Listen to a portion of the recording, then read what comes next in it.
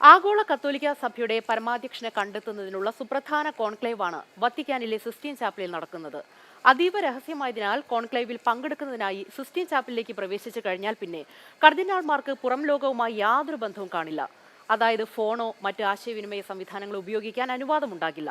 തിരഞ്ഞെടുപ്പ് കഴിയും വരെ കർദിനാൾമാർ ചാപ്പലിൽ തന്നെ തുടരുകയും വേണം. കോൺക്ലേവിന് ശേഷമേ ചാപ്പൽ വിശ്വാസികൾക്കായി തുറക്കൂ. ഇനി എന്തൊക്കെയാണ് തിരഞ്ഞെടുപ്പിന്റെ നടപടിക്രമങ്ങളെന്ന് പറയാം. 133 കർദിനാൾമാരാണ് പുതിയ മാർപ്പാപ്പയ്ക്കായി വോട്ട് ചെയ്യുന്നത്. തിരഞ്ഞെടുക്കപ്പെടാൻ വേണ്ടത് 2/3 ഭൂരിപക്ഷമാണ്, അതായത് 89 വോട്ടുകൾ. ഈ വോട്ട് ആർക്ക് ലഭിക്കുന്നുവോ അദ്ദേഹമാണ് മാർപ്പാപ്പ പദവിയിലേക്ക് എത്തുക. തിരഞ്ഞെടുപ്പിന് പ്രത്യേക സമയ നിബന്ധനയില്ല. പുതിയ പാപ്പയെ തിരഞ്ഞെടുക്കും വരെ വോട്ടെടുപ്പ് ദിവസങ്ങളോളം, ചിലപ്പോൾ ആഴ്ചകളോളം വരെയും നീണ്ടേക്കാം. മാസങ്ങളോളം വോട്ടെടുപ്പ് നീണ്ടുനിന്ന ചരിത്രവുമുണ്ട്. ആദ്യ ദിനം നടക്കുന്നത് ഒരേയൊരു വോട്ടെടുപ്പാണ്. രണ്ടാം ദിനം രാവിലെയും ഉച്ചയ്ക്കുമായി 2 തവണ വോട്ടെടുപ്പ് നടക്കും. മൂന്നാം ദിനവും മാർപ്പാപ്പയെ കണ്ടെത്താനായില്ലെങ്കിൽ പിന്നെ ഒരു ദിവസത്തെ ഇടവേളയാണ്. ശേഷം വീണ്ടും വോട്ടെടുപ്പ് തുടരും. കോൺക്ലേവ് എങ്ങനെ പുരോഗമിക്കുന്നു എന്നുള്ള സൂചന ലഭിക്കുന്നത് സിസ്റ്റീൻ ചാപ്പലിൽ സ്ഥാപിച്ച ചിമ്മിനിൽ നിന്ന് ഉയരുന്ന പുകയിൽ നിന്നാണ്.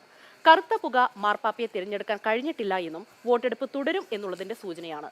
വെളുത്ത പുക കണ്ടാൽ പുതിയ മാർപ്പാപ്പയെ കണ്ടെത്തി എന്നാണ് അർത്ഥം.